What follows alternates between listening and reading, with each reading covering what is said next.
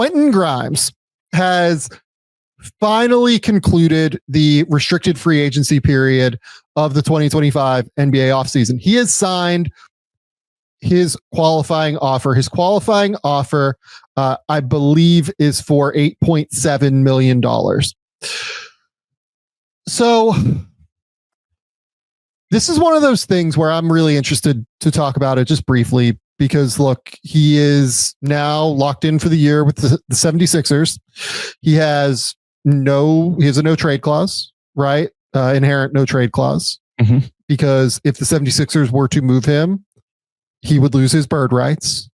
And that would be, as we talked about with Jonathan Kuminga, inherently negative toward him. The reason that the Warriors did a deal with Kuminga is because, and why they overpaid, frankly, on Kuminga, is in order to get him on a deal that makes sense for everybody, right? They can move him. They can keep the asset flowing. They're able to kind of continue down this road. The 76ers have gone a different way. They have decided to let Quentin Grimes sign this deal. It just seems like Quentin Grimes and his representation, and this comes from somebody who really likes Quentin Grimes as a player and thinks he's actually quite good. It does seem like they have a bit of an overinflated sense of what Quentin Grimes is worth on the market right now. Grimes' side indicated early in the process, according to Shams, and this is said by multiple other sources across the reporting sphere, Kyle Neubeck, Gina Mizell, etc., that he wanted $30 million a season early in free agency. I mean, that's just never happening for Quentin Grimes. Again, I like Quentin Grimes, but just not happening. And then he decided that he wanted a deal between 20 and 25 million. I think that asking for 20 million is not a crazy number to start with, honestly, for Quentin Grimes. If you want to start at 22 million and then negotiate downward, you want to anchor at 22 if you're the representation and be like, okay, this is where we're starting, 4 years, 90 million.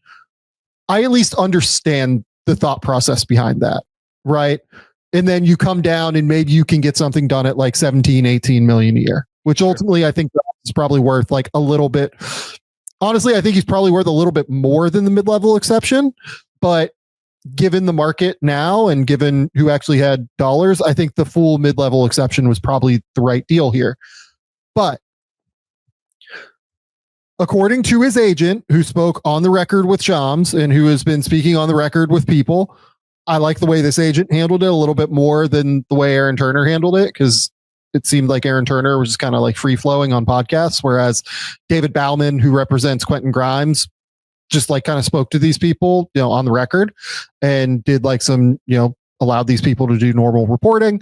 Bauman said the Sixers' first formal proposal of the offseason came September 24th with a 4-year, $39 million offer.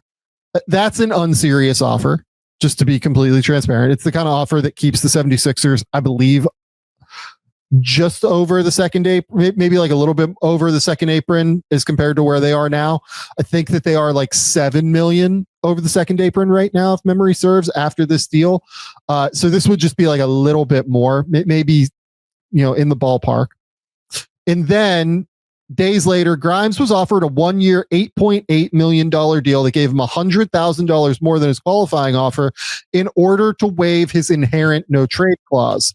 So I saw that and I was like, this is fucking hilarious. There's just no way that any NBA GM did this probably. Then I realized Daryl does stuff like this, right? He is a shrewd negotiator on things. I asked 3 separate agents what it would take to, and somebody who, can sign an $8.7 million qualifying offer. What is the number that it would take to waive the no trade clause? How much on top of the 8.6 or 8.7 million would you need in order to waive that? I got numbers between $2 and $5 million, basically, is the answer. Interesting. I would have thought maybe more, Sam, because of the bird rights situation and what he could be leaving on the table next offseason. Yeah, but if you get, let's call it in the middle, let's call it $3.5 million, you're getting, $12.2 million this year. That is a big jump, I think, for Grimes, getting up to that $12.2 million number. I can understand being willing to waive that in order to get that, especially if you're Grimes. I think it's a little bit different for Kuminga than Grimes, because we do think Kuminga has like a little bit more, shot creation upside, whether or not that's right or wrong. Like there's probably a little bit more of a, okay, there are outcomes here where Jonathan Kuminga makes $30 million a year. I don't know that there are outcomes where Quentin Grimes makes $30 million a year. Right. So yeah. I don't think it's quite as important, because you can just sign him if it's 12.2, if it's 13.2 million, something like that. You can go, what is the non-bird? You can go like 10% higher or something in order to re-sign a player. Might be 5% higher. It's somewhere in that ballpark. So you can get him non-bird up to is 120. Okay, 120. So if it's 20% of, 13 million, it's, just doing quick math here, 15.6 million is a starting salary, right? Yeah. So that feels not terrible for Quentin Grimes to me. Like that feels like something that's at least remotely in the ballpark. I think that's the number it would have taken to waive the inherent no trade clause. Sure. I guess is where I'm at. Like, I think it's like right around somewhere between 12 and $13 million a year. And for them to offer 100 and for them to offer 439, assuming David Bauman is not, just kind of out there saying things, right? And just like fully lying. And I don't think David Bauman has any reason to do that in this circumstance. What this tells me at the end of the day is that the 76ers have no interest in having Quentin Grimes on their roster long-term at the end of the day. They have VJ Edgecombe. They have Jared McCain. I think when they made the Quentin Grimes deal, they maybe didn't expect to have VJ Edgecombe. And when they selected VJ, I think it probably changed their plans, because these are unserious offers, right? That's just kind of the reality of the situation here, is that these are not serious offers, and it tells me that they're more comfortable with this than what you would expect. Yeah, this is begging the player to either take an insanely team-friendly situation or feel very comfortable with Quentin Grimes for them being on the 1-year qualifying offer and then losing him in free agency next offseason, because, as you mentioned, you have VJ Edgecombe now entering year 2, Jared McCain entering year 3. Obviously, Maxi's in the backcourt, and, who knows what happens with the rest of the roster. Obviously, it's a little bit in flux and some questions around it anyway. So that was definitely one thought I had as we've seen this all play out.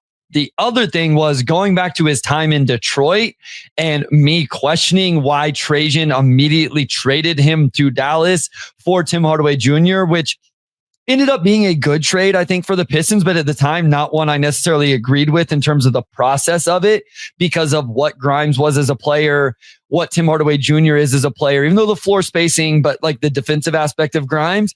But what I had heard was, this exact situation where Grimes was going to be looking for a huge number.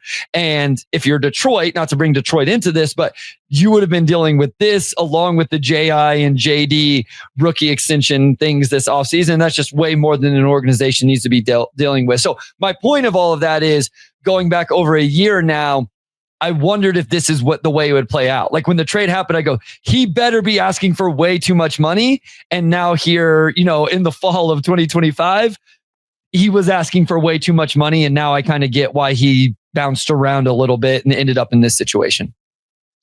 Let's say that the number is $18 million a year. He would have agreed to a deal for $18 million a year. So that would be 472. Would you have done a 472 deal with Quentin Grimes? I would not have loved that. I would have tried to get him on a shorter deal if he wanted that money.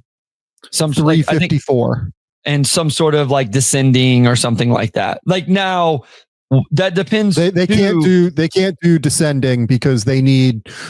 Like they are so up against it in terms of the second apron. Like they are into the second apron right now. Okay, that's what I was gonna say. Is with that consideration though, yeah.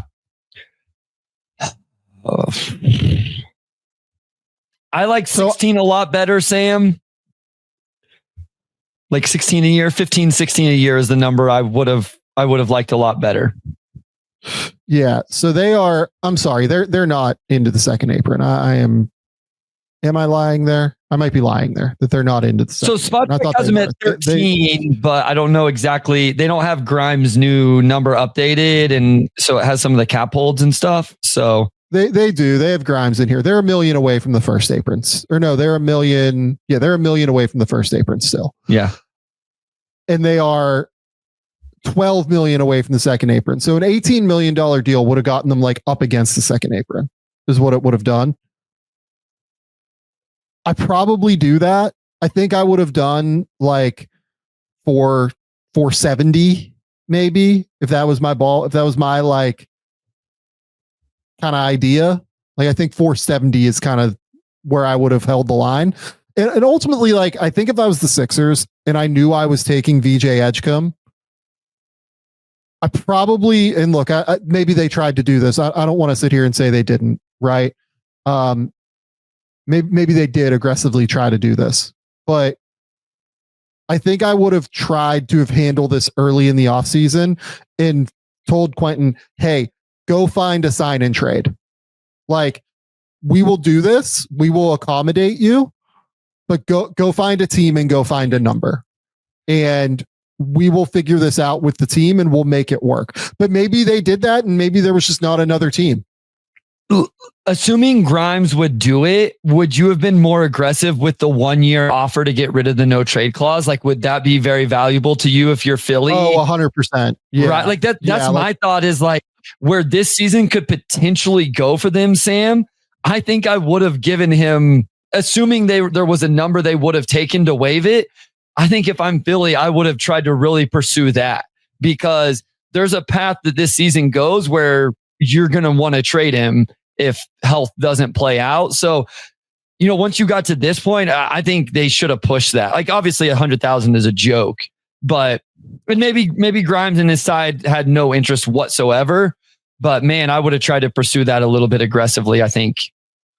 Yeah. So they're 1.1 million away from the first apron, and they are like 12 million away from the second apron. I would have gone into the first apron to have the Grimes asset. Like if he would have done a $13 million deal, I would have done like a 1 year, $13 million deal to get Grimes like into the fold and have that number. Because here's the other thing, like it's actually really useful for them to have that number. Yeah. In my opinion, at least just from a trade perspective, because you're not moving Edgecombe at 11. So they really have no deals between 38 million and 8.7 million now, which is not ideal in terms of like exploring trades that are out on the market. Where they are is they are 7 million over the tax. That's the number I was remembering in my head. It wasn't second apron. It was the tax. They're 7 million over the tax.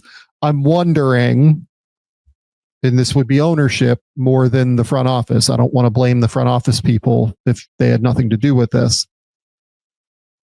I'm wondering if the front office folks got told, we need to avoid the tax at some point this year, and they're just going to end up dumping Grimes for a pick at some point this year to a contender, and that'll be the move. Yeah, or Kelly Oubre or whoever. And then you assume that Grimes would accept that because he gets to go play for a contender and could potentially be happy in that situation. Yeah. I wonder how much of this was tax avoidance, unfortunately, because to me, the 3 million, 3.5 million, 4 million, whatever it would have cost to get him to waive the no trade clause, maybe it was less, maybe it was 2.5, right? It just would have been so much more valuable to them from an asset perspective to be able to do that.